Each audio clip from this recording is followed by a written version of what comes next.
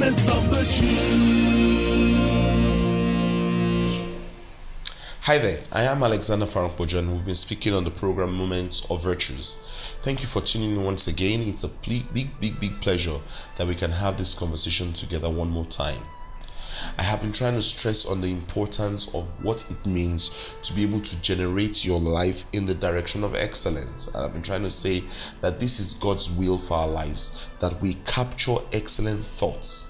Because the real truth is that when God wants to help you, He sends in a thought into your life. And what you do with those thoughts will determine the rest of your history and your outcome. So I said that when thoughts go through your mind, they should not leave without being qualitative thoughts. They should come in and you should be able to take advantage of them in a timely fashion. You should be able to take advantage of your thoughts with depth, not just a shallow thinking. And I said, of course, it should also come with some measure of precision. Now, today when I'm speaking on the subject of translating your ideas into reality through the power of consistency.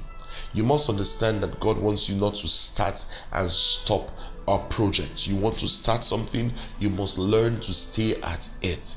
Give success time to bear fruition. Give success time to come into your space with consistency. With consistency, you never can know how much you will fetch.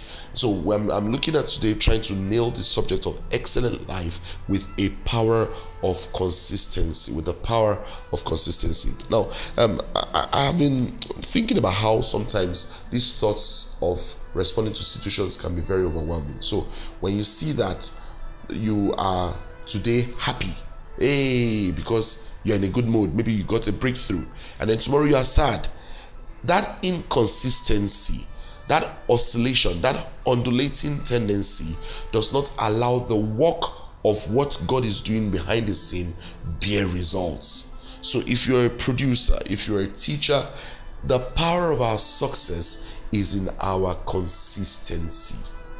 Consistency. How consistent are you at what you're doing? If you're praying, are you consistent? You have to stay there. You have to decide this is the root of what you want to do and give it your very best shot. Excellent people are not just consistent people, they are also people who are not they don't just live for the prosperity of the work, but they also live for the posterity of the work. So in your consistency, be consistent not just for prosperity, which is very important though, but please also pay attention to posterity. I'm thinking here about how you respond to pressure next time you see pressure. You have to understand that God wants you to respond to that pressure by counting it joy, and you have to see that there's a room for God to come into the scene. And I'm saying here, the Bible says that we're not of them that draw back unto perdition. It says we are them that stay to the saving of the soul. We don't go up today, down tomorrow, up today, down tomorrow. You must be consistent. Start and stay at something. The joy of starting anything is in finishing that thing. So I'll be looking at it today. From today, let's have conversations that help us evaluate how consistent we have been in our pursuit for a beautiful life and success. Now, this is where I want to nail it. If you will be consistent, you must realize you don't pursue success like luck.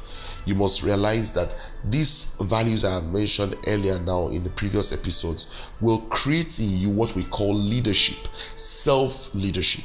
Your motivation towards doing things will no longer be because someone is monitoring you. That's a low level of life. You must start to accept responsibility for yourself, that the things you get involved in doing, like for example, taking a book to read, your drive to succeed. There's nobody watching you, but you are paying attention to doing things properly, because it is no longer something of evaluation. It has now become your identity. You've now realized the place of your personal input in your success. That's God's will for our lives. We must take time out to develop leadership skills that make us better people in our community. And of course, that way, not only would we have a payoff from our labor, we'll also step into a higher realm called favor. And favor indeed is far better than labor. Let me pray with you that from today an excellent spirit comes upon you, that you find it easier to succeed than you ever used to be before. We have to take this conversation to the other platforms, of course. I'll be looking forward to connecting with you from there. My name is Alexander FARANPO, and you are tuned to our program Moments of Virtues. Till we speak again, please remain God's bride. Thank you very much for listening. Amen.